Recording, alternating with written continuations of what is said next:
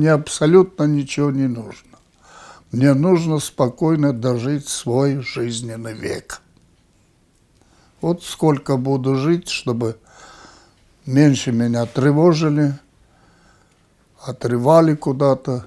Жизнь Алексея Михайловича Бучукури полна драматических событий и больших свершений. Выпавших на его долю испытаний с лихвой хватило бы ни на одного человека. Детей у Алексея Михайловича нет, а любимой жене, которая ушла из жизни несколько лет назад, вспоминает со слезами на глазах. Но жизненные неурядицы не смогли сломать воина победы. Он известен своим активным участием в ветеранском движении и общественной жизни республики. Послевоенные годы Алексей Михайлович посвятил работе с детьми. За 30 лет в образовании он прошел все ступени, от пионер-вожатого до директора школы. Сейчас живет один в маленькой старой квартирке, которая очень нуждается в ремонте. Одинокому ветерану пытались помочь неравнодушные люди из районного совета и из Центра социальной поддержки. В администрацию города отправили запрос на оказание помощи в ремонте. Через пару недель пришел отказ. Основания уже никто и не припомнит. Расстроенный и разочарованный Алексей Михайлович выбросил дежурную отписку и даже вспоминать не хочет о случившемся. Я сам в Совете ветеранов был председателем лет 10.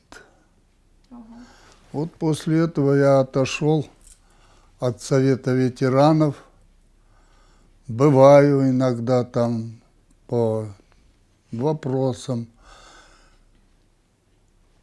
По нуждам я туда не хожу.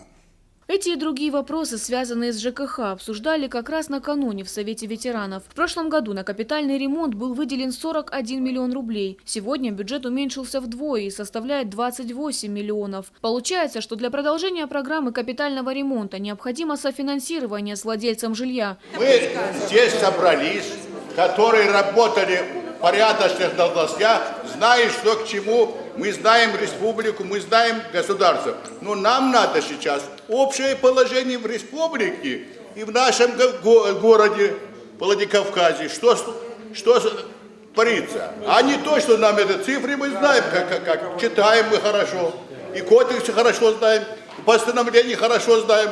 Прекрасно мы читаем. Вы извините, пожалуйста. Львиную долю от общей стоимости выплачивает владелец квартиры. Муниципальные власти могут погасить в среднем 20% от общей суммы. В подвале страшная картина.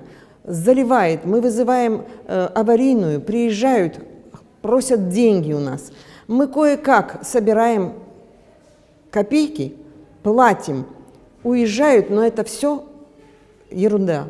Надо капитально обратиться к начальству, к руководству, чтобы они обратили внимание на наш дом. Ветераны недовольны ни сроками реализации программы, ни качеством обслуживания многоквартирных домов. Пока одни с энтузиазмом пытаются добиться советской справедливости, другие пытаются просто жить. Как он, Алексей Михайлович Бучукури. Ветеран войны, бескомпромиссный, открытый, одинокий, но очень сильный. Фатима Дзываева, Олег Рамонов, Осетия ТВ.